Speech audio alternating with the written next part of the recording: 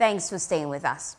Now, the National Peace Council says it will work to ensure Ghana sustains its peaceful atmosphere before, during, and post the December polls.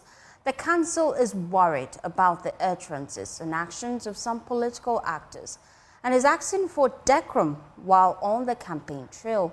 Well, we will be joined by Chairman of the Peace Council, Reverend Dr. Ennis Jeffrey. Thank you for your time here on News 6. Now, let's talk about the Peace Council. We will be going to have that conversation shortly. I'm sure I have connection to Reverend. Thank you for your time here on News 6. Thank you. Thank you very much. I hope you can hear me. Yes, I can. Great. Let's start with our campaign trail and let's get to understand what the Peace Council is doing, because we're in the political season. We have less than 4 months to December polls, and the concern now from a lot of people is about the comments some political party leaderships are making on the campaign trail and its ability to spark disagreement within party faithfuls. What's the Peace Council doing about this? Thank you very much for having us this morning.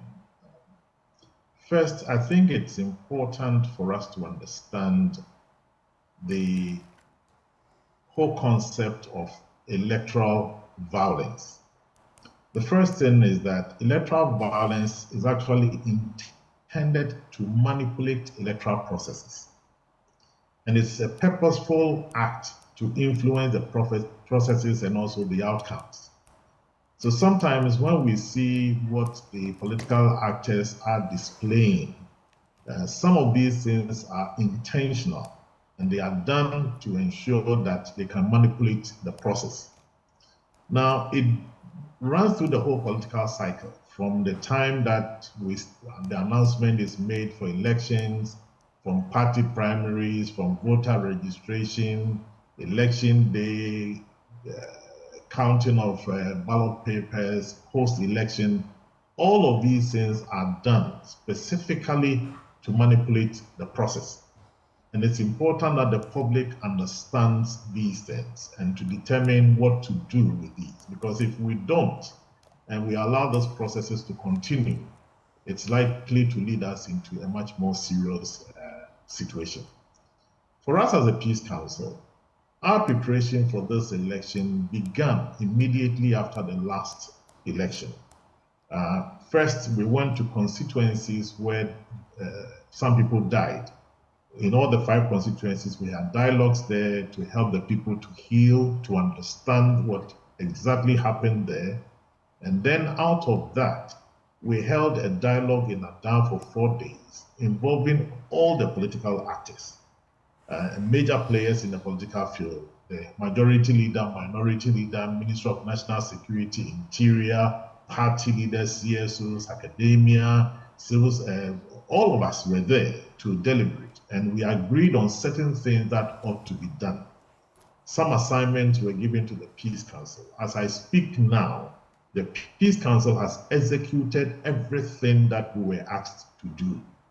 Part of it was to ensure that the NDC returns to IPAC, which was done in December. We've had the hate speech document done, the guidelines on hate speech and intemperate language has been developed. It's been disseminated to the political parties, the media landscape. We've had dialogues between the police and the political parties, dialogue between all the security agencies and the political parties, civil society, Queen Mothers, GPRTU, all of them being there, so that the civilians could tell the police and security services what we feel about them, what the police and security services also feel about civilians. Specific dialogue between the police and the parties alone for them to sort out whatever differences they have. We've had dialogue with the women's wing, the youth wing, the communicators of the parties. When we realized that the tension wasn't coming down as was expected, we called another meeting of all the council of elders of all the parties to help us manage what is going on. All these things have been done to ensure that we don't run into a situation that can be disastrous for our country. And we have continued with other dialogues in some other communities. And we plan to do similar dialogues in all the 276 constituencies to ensure that we minimize the tension. But we must first understand that electoral violence is intended to manipulate the electoral processes, and people do them intentionally. The social media is now very active when it comes to campaigns. And then we see a lot of allegation of misinformation and disinformation being spread on social media. That also has the potential to incite voters and also spark violence. What's the National Peace Council doing with regards to social media and engagement with political actors? Thank you. In the first place, we've had some discussion with the GJA Media Commission, then Media Foundation for West Africa, and we are all working together. First was what we did in terms of the development of the guidelines on hate speech and intemperate language. Secondly, there's been training. We've done training for at least about 150 people within the media landscape. We are working with Fact Check Ghana to monitor what people say, whether they meet the threshold or they go beyond the threshold. Sometimes some of the things said may not actually be the case. We may find a clip on social media, maybe even in the news sometimes. We go behind the news and behind the story to find out exactly what actually happened. And this is what part of the work we do with Media Foundation for West Africa and Fact Check Ghana, so that we can be sure of what has been done. When we realize that people have crossed the line and we can have access to them, we call them and have a dialogue with them. Now, the Peace Council's work is to produce or to help us have sustainable peace, which means that what we do is not just a one-stop thing, but how can we influence people such that they will not do what they're doing again? So we call people to indoor, we have a chat, we explain to them the effect of what they've done and what the causes could be, so that together we can manage these things. But let me add that because social media influencers are not in a place like mainstream media, it's sometimes difficult to identify who these guys are, where they are, and what they are doing. And that is why all of us, all Ghanaians, must be very discerning to understand what is going on and to help mitigate some of these influences that we are having and coming into our country. Now, what's the biggest threat we face? You're the Peace Council, you've been having stakeholder dialogues, meeting with different groups. What is the biggest threat we face ahead of the December 7 elections?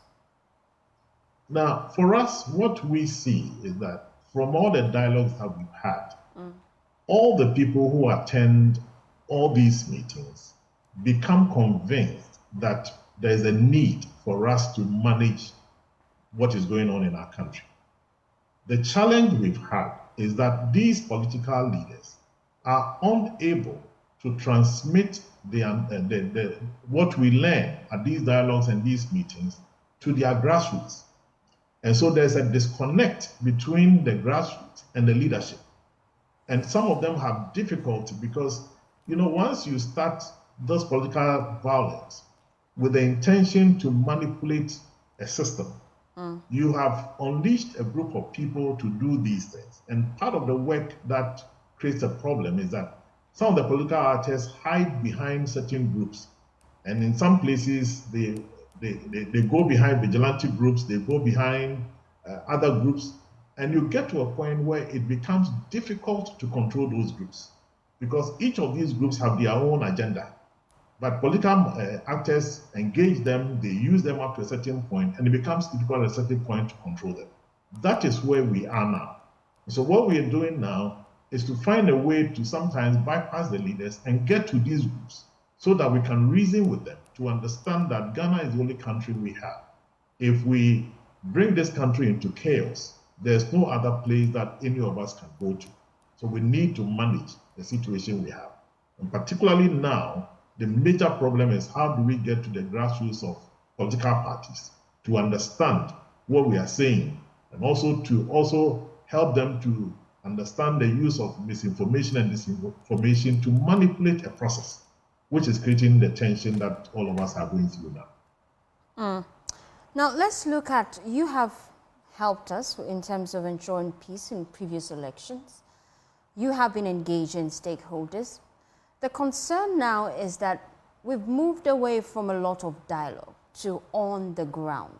There are a lot of hotspots in the country where the EC, they are concerned there could be pockets of violence. Has the National Peace Council been to some of these hotspots to engage with the people? And what measures are you putting in place to mitigate potential violence, especially in some of our northern borders? Thank you very much. A lot of work is going on in the 5 northern regions. This year, fortunately, we had funding from the Global Peace Fund, the UN Global Peace Fund, to do that project. And so there's a lot of work going on in the 5 northern regions, especially across the borders, to ensure that we don't have infiltrators coming from the Sahel region into our country to cause problems.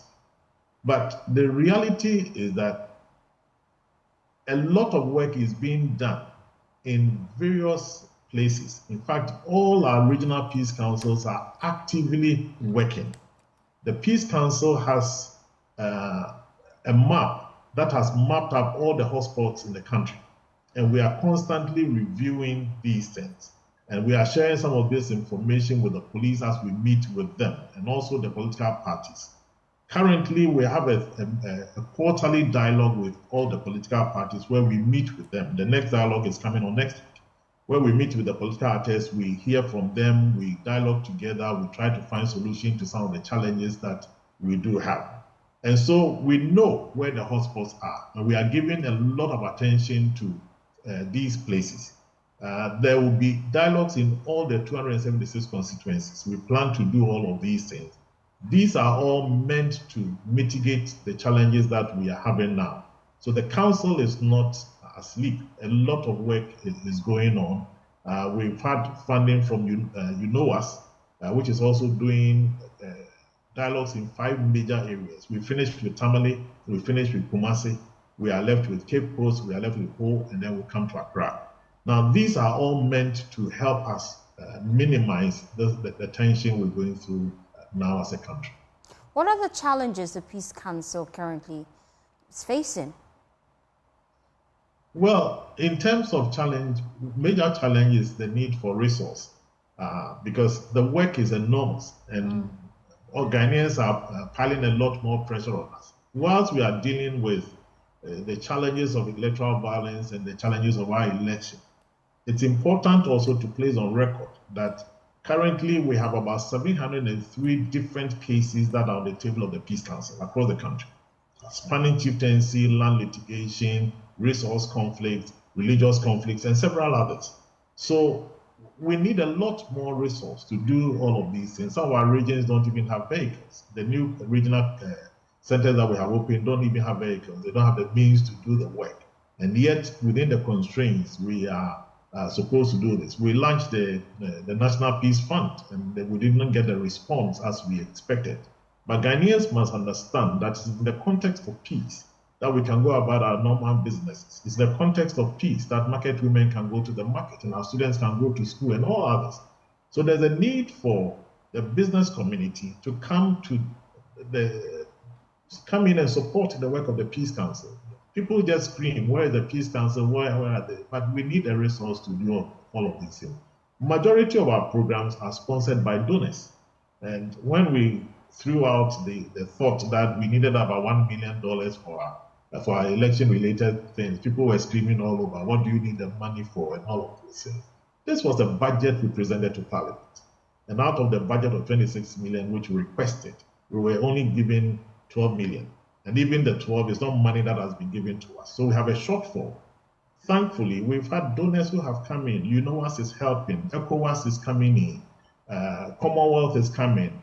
Various embassies. We are working with WANEP. All kinds of institutions have come in.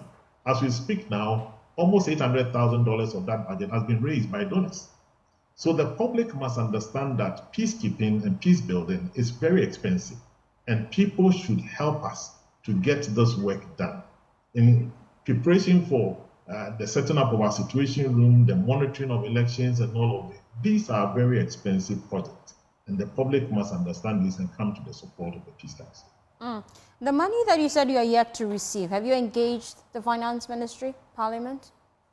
No, that was approved by Parliament, so that is what has been allocated. And remember, we are under Ministry of Interior, and Interior has the police, they have immigration, they have fire service, and we are also part of that. So whatever is assigned to the ministry is we get a portion, and that is why we go out of that to seek support from other donors, and we have these donors who come in to support us to do the work we do. You've been around for a while. You've monitored electoral procedures over the years.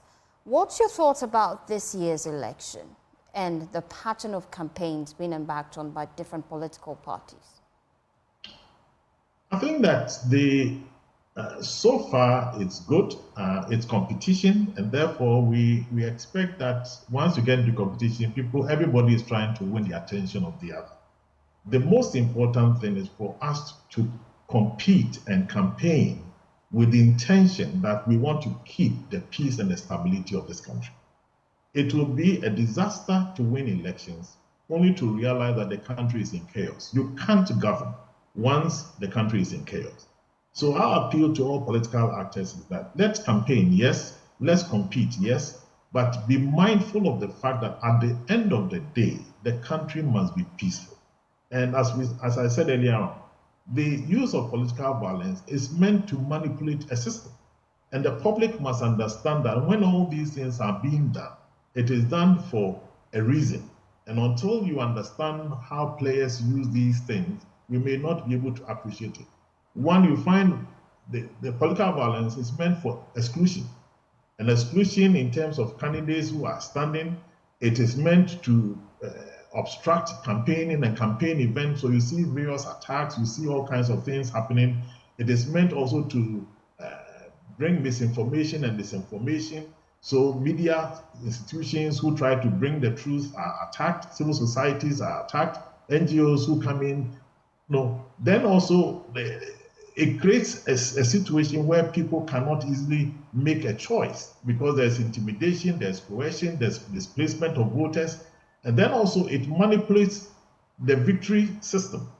At the end of the day, why are people attacking ballot boxes? Why are they doing all of those? All of these things are being done so that one party will be at disadvantage.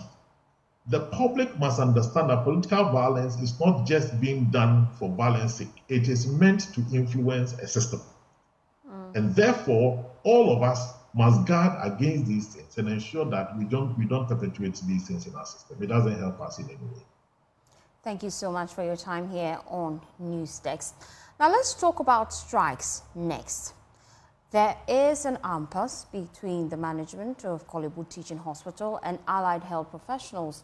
The hospital's chapter of the Federation of Allied Health Professionals has given a 7-day ultimatum to the Ministry of Health to get them a seat on the management board of the hospital or risk a resumption of the industrial action. The group, consisting of 23 health professional bodies, laid down their tools on the 31st of July after 5 days. Chairman of the Federation, Dr. Francis Kwachentwi, announced the suspension of their strike to commence engagement with the NLC. Prince Kwame Guduga has more in this report. Allied health professional consists of 23 health professional bodies, including radiographers, physiotherapists, lab scientists, and audiologists, among others. They declared a strike in protest of their absence on the management team of the hospital. At the laboratory unit of the Korle Bu Teaching Hospital, patients were being turned away due to the strike by these allied health professionals. The news team caught up with this young man who came all the way from Aguna Swedro but had to be turned away due to the strike. He was frustrated. I'm coming from Aguna Swedro. It's very frustrating because considering this long journey and you come here for them to go on strike, it's kind of a stressful situation. The chairman of the Korle Bu chapter of the Federation, Dr. Francis Kwachentwi, announcing the suspension of the industrial action following a directive by the NLC that expressed confidence in the outcome of the impending engagement with stakeholders. leadership received a letter from the National Labour Commission, and we have been summoned. And so, as law-abiding professionals, after exhaustive consultation with executives, with the council, and then with general membership, we have agreed to suspend our industrial action. We have been summoned to meet the commission tomorrow, God willing, at 11 a.m. in the morning, and we are hopeful. He, however, warned they will not hesitate to resume the strike within 7 days if their demands are not met. All we are demanding for is for the appointment of a director of Allied Health. Minister actually pleaded with us to give him 7 days to resolve this matter. And I think we are still, the 7 days will be exhaustive on Wednesday. I think by Wednesday, the 7 days will be exhausted. From 2024 and beyond, we are not going to accept the fact that we are second-class citizens anymore. Whatever thing that is for all of us in the health sector, we would demand our fair share. The solution to preventing a full-blown strike action lies with how these engagements go. We are waiting to see how government handles their grievances.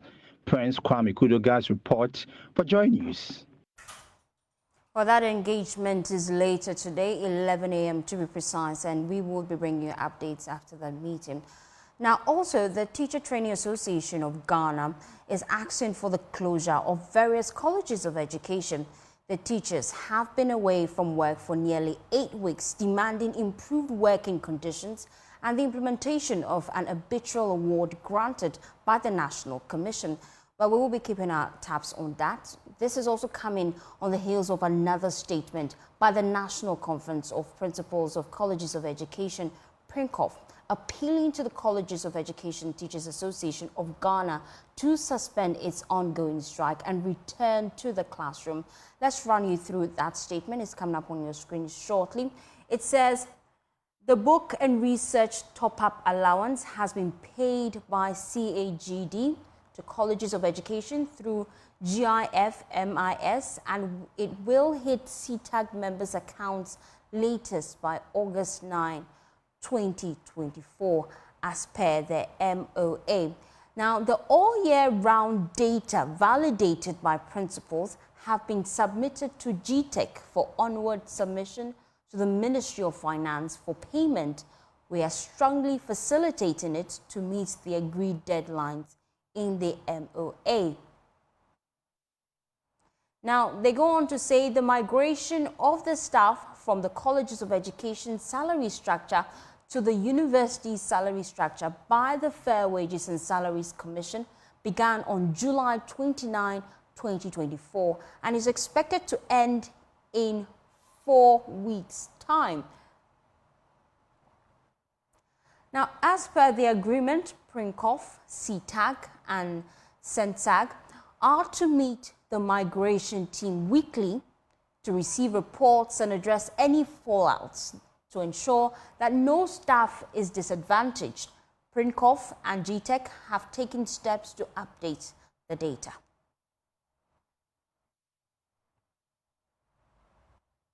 Well, 3 unions have announced their intention to commence an industrial action this Thursday, 9th of August, if the Finance Ministry does not authorize the payment of agreed allowances. Now, these are the Senior Staff Association, Universities of Ghana, Federation of Senior Staff Association of Ghana, and the Teachers and Educational Workers Union of the Trade Union Congress. Well, they've released a statement on your screens now. It's coming up shortly, excerpts of that statement. Well, these are the key takeaways from the lengthy statements they put out. They say that on the 10th of June, they had put out a notice expressing their concerns and their grievances. Now, the unions involved is the SSA UGO, the FUSAG, and TUC. Now, the issue, their concern, the reason why they're threatening to lay down their tools is because they say injustice regarding vehicle maintenance allowance and related allowances. And they had a meeting which they threatened that on the 21st of June 2024, they would be going on strike. Now, the Labour Commission got involved, and because of that threat, they had a meeting with them on the 19th of June and directed parties to engage and report back on the 26th of June 2024. Now, the result of that engagement is that they came to an agreement. They reached an agreement that indeed this is what they're going to do moving forward, and then an addendum was signed. But what's the current status of that? The Fair Wages and Salary Commission wrote to the Ministry of Finance indicating that per the agreement, monies ought to be released to them. However, the ministry has refused to release payment, and that is the payment letter which is yet to come. Now, the universities on government subvention paid, but others on controller payroll were not paid. That's the issue right now, because they say that the universities on government payroll, they receive their money, but others on the controller payroll did not receive their money. Now, they are threatening to lay down their tools, and it's an issue of concern. Well, let's get on the phone lines now and speak to the Executive Secretary of the National Labour Commission, Ofosu Asamoah, on these concerns by the striking unions. You have a lot on your hands. First, CTAG, then you have this new 3 different unions putting out their concerns, and then you also have the Federation of Allied Health Professionals. That's a lot of work for you. So let's take it. I know that you have a meeting with the Federation of Allied Health Professions at 11 a.m. What should we expect?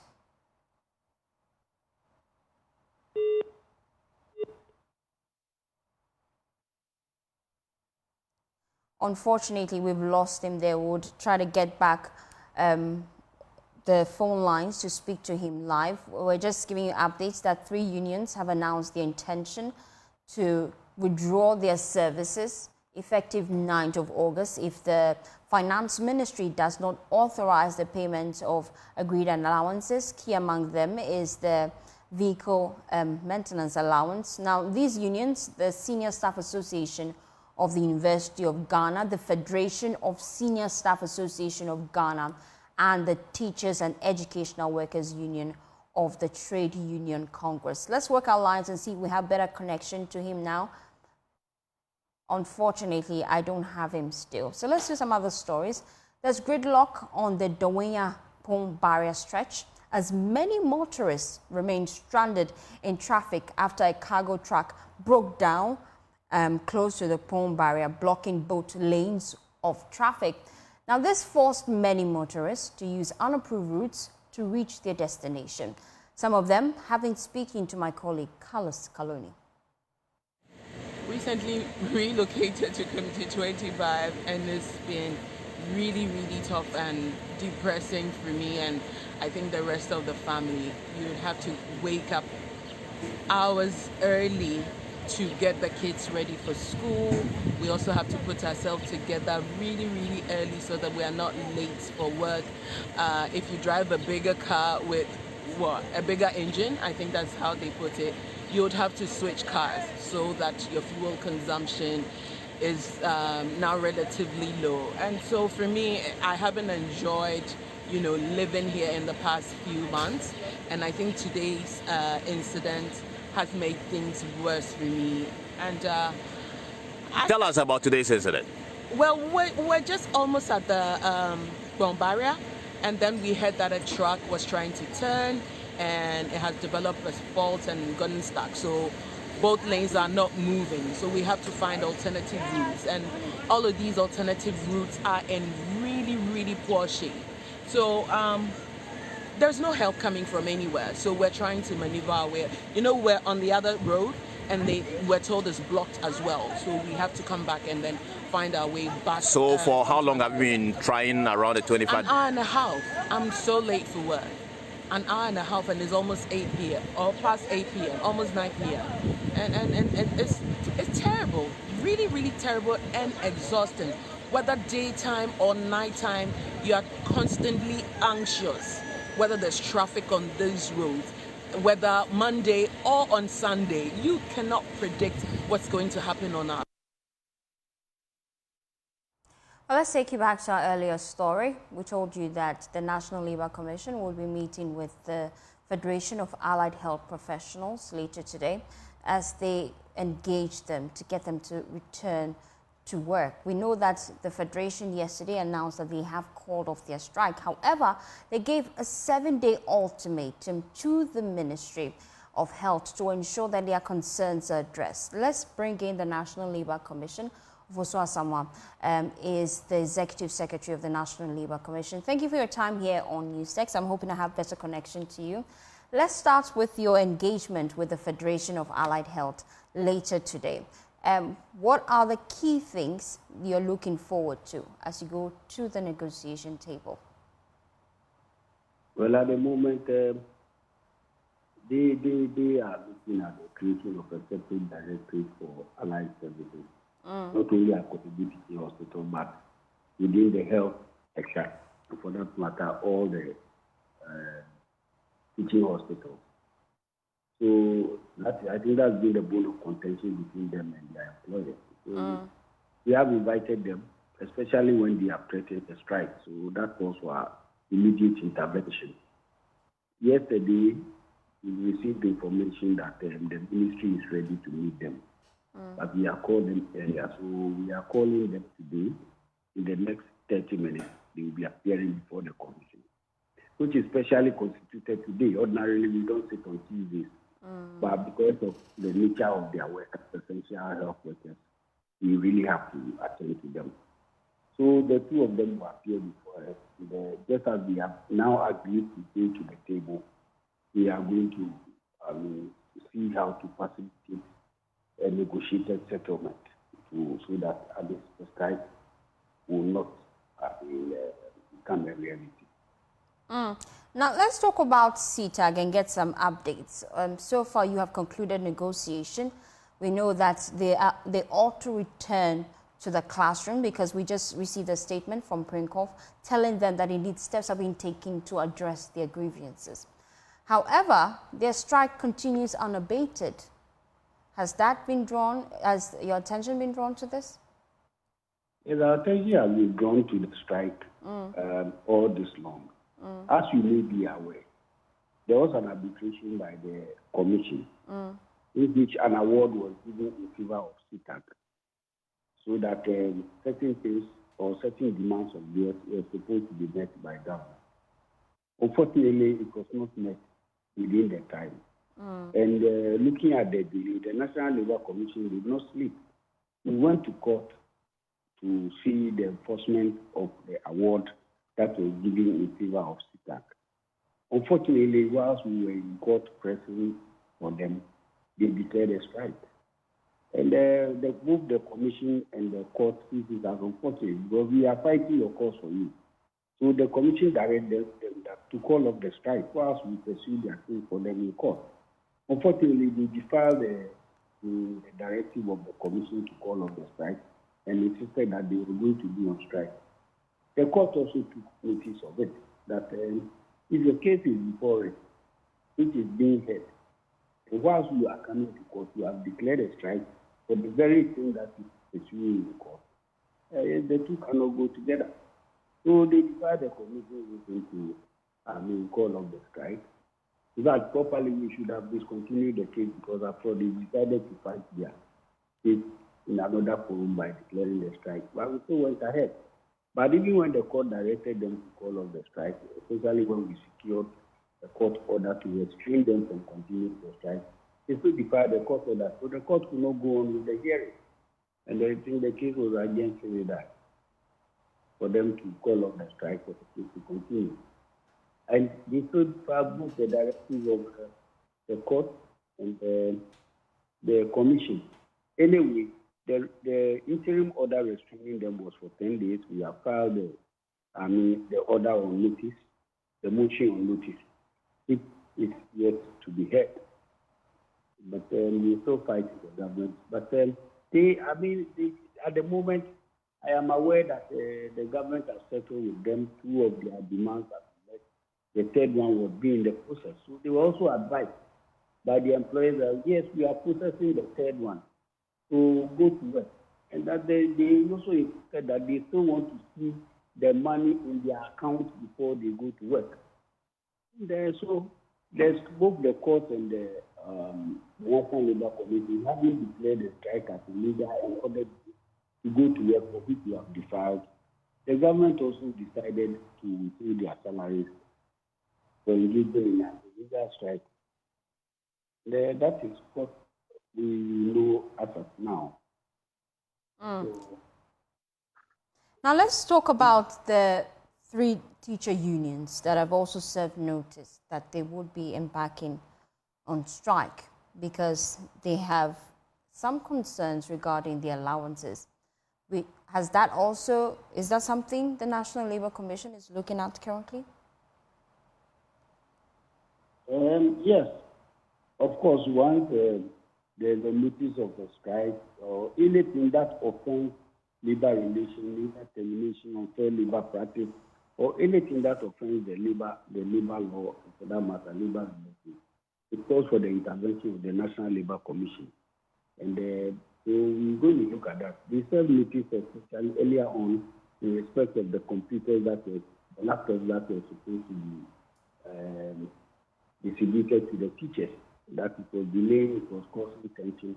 We accordingly wrote to the minister and called him to come and explain to the commission what was the real situation is so that we can find a middle way to settle the matter so that it doesn't resort to strike. When would this meeting be? This morning we have received another notice from the Senior Staff Association of Ghana that the ICT director of one of their districts has threatened one of their members.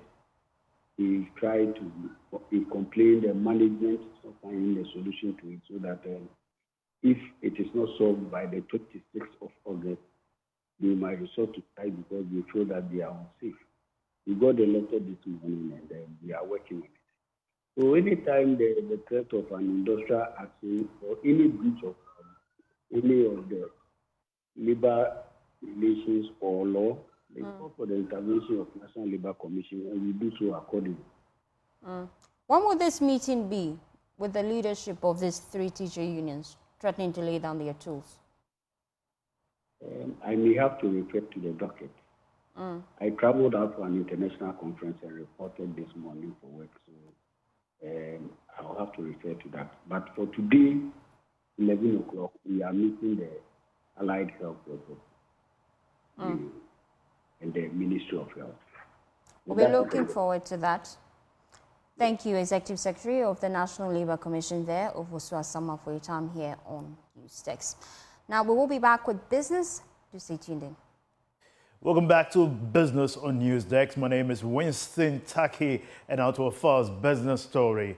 Fitch Ratings is warning that it could downgrade Ghana to the lowest junk status if it delays in finalizing a deal on restructuring external debt. This was captured in its latest report on Ghana. George Wiafe has more in the rest of the story.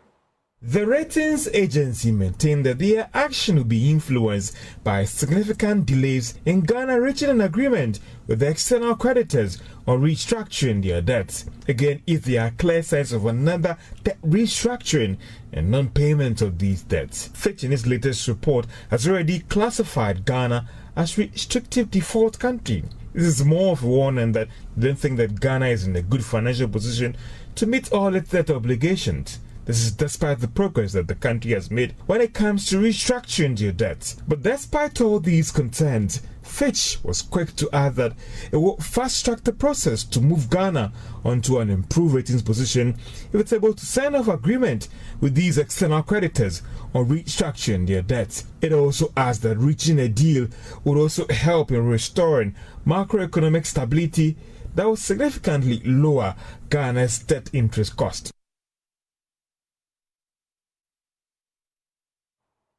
Now, away from that, the Tree Crops Development Authority has commenced a nationwide licensing and registration of all actors along the oil palm value chain. This follows the passage of the Tree Crops Development Authority Act 2019, Act 1010, to regulate activities of the sector and boost productivity. The oil palm industry is currently fraught with numerous challenges, forcing many actors in the sector to abandon operations, but the registration exercise will ensure a sustainable production, processing, and trading of the crop. There is more in this report. Ghana is the third largest producer of palm oil in Africa after Nigeria and Ivory Coast, with an estimated production capacity of at least 300,000 metric tons. The artisanal and small-scale oil palm producers form a majority of the country's oil processing industry, producing up to 80% of the commodity. But the sector is fraught with challenges impacting production capacity to meet local demand. The absence of financial investments and the influx of imported oil palm products adversely affects the industry. Paul Amening is the president of the Artisanal Oil Millers and Outgrowers Association, Ghana. You know, what we can let government know is that actually we need a lot of investment in that sector, because we can't go anywhere to have the kind of investment to make the right impact in the industry. For example, Nigeria is having a specific fund for oil palm development, and they are talking of billions of dollars. But when you come to ours in Ghana, there's no fund specifically for oil palm that any member who want to expand or produce more can go and have it. So we are trying to let government know that we need a specific fund for oil palm development. In consolidating effort to save Ghana's dye oil palm sector, the Tree Crops Development Authority is licensing and registering actors in the sector. Under the Tree Crops Development Authority Act 2019, actors including aggregators, millers, refiners, and crude and refined palm oil exporters and importers are expected to be registered. William Japon Kwetu is the chief executive of the authority. You are an actor within the oil palm value chain. You have been working all this while, probably without any recourse to Tree Crops Development Authority. We are telling you that Tree Crops Development Authority is the authority mandated by government to oversee the regulation and development of that sector. And the law says that you must register with us before you can do that activity within the value chain. So please come and register. Registration will start somewhere in the third week of August, and we'll have our registrants dotted around the country where oil palm is done. And so we are advising that any actor must come and register and obtain the licenses to be able to do what you are doing. Mr. Kwetu also explained the benefits of registering under the authority to enhance operations of the sector. Benefits depend on what activity you are engaging within the value chain of oil palm. The farmers stand a chance of getting free seedlings from government. They can get good agronomic practices, that is extension services. They can get maybe sometimes some subsidized fertilizer. An aggregator can get, let's say, warehouse management skills, and then if an aggregator, say, has a warehouse which is infested with insecticides, Tree Crops Development Authority, if you are registered and licenses, can come in to direct and guide you as to how you can combat those insects and fungi. For Joy News, my name is Emmanuel Bright Kweku. That'll be all for business. My name is Winston Taki. We have more news for you after this break. Stay tuned. Well, residents of Sakai in the Sisala East municipality are threatening to boycott this year's polls if the telecommunication network to the community is not fixed. The youth of the area say after 12 years of politicians not heeding to their plight, they are unprepared to be shortchanged again. Rafiq Salam has more in this report. For one to make a phone call at Sakai, located at the southwestern corridor of the Sisala East municipality, it is not for the faint-hearted. Assemblyman of Sakai, Benny Elijah, further painted a mental picture of the situation. You normally have to go to the bush because it's like there's network in Ping. We have to go between Ping and Sakai then before we could make a call. Sometimes you have to go and then you climb a tree, which you can even fall, and a snake can even bite you in the bush. So because of that, it's something that is actually affecting us. This is the frustration that residents of Sakai, located about 43 kilometers away from their municipal capital, Tumu, goes through on daily basis. Mind you, it is not a movie, it is real, as lack of telecommunication network is drawing back the development of the area.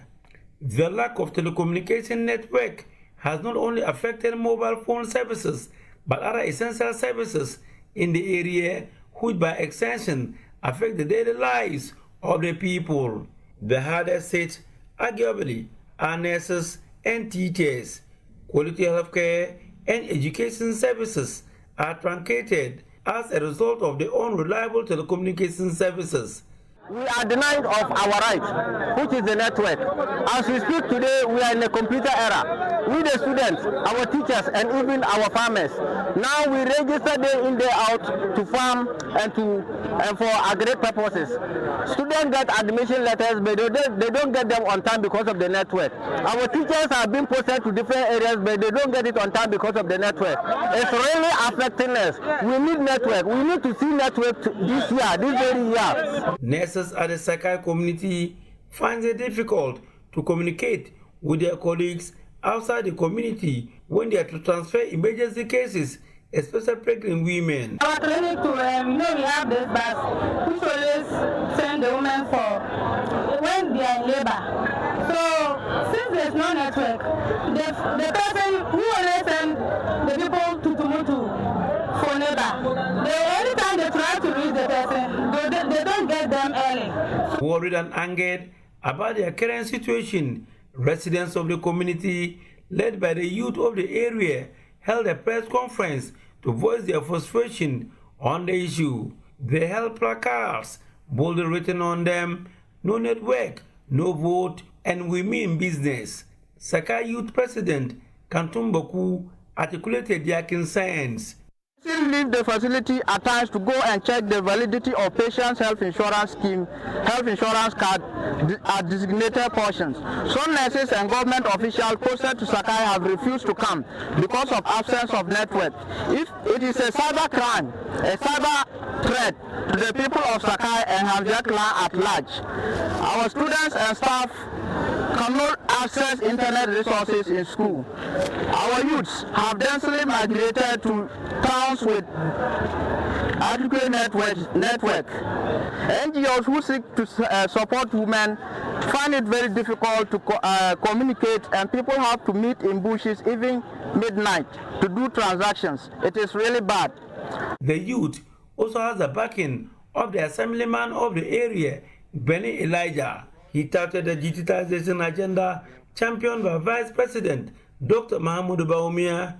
For the people of Sakai, their haraba loosen out on it. For us, we have not seen anything like that. So we think that we have been left behind. Because if we are part of the digital nation and if we are part of the country, I think by now they would have listened to us too. They warned that they will boycott this year's election. A good 12 years of deceit is enough, and we shall not go to the polls. Our point is clear. We shall not go to the polls this year, 2024, without a good and workable network. The irony, however, is that there is a solar-powered telecommunication mast in the community, which we are told is not in use. Our checks with unofficial source further revealed that it has some power generation gaps during peak hours. However, plans are afoot to connect it and other similar sites to hybrid power generation, that is solar and grid power. The question remains, how soon will it be fixed? Reporting for Joy News, Rafik Salam, Sakai. Well, that's how we wrap up News X. For more news, please log on to myjoyonline.com. My name is Faustina Savo. Have a pleasant day as you enjoy the rest of our programs.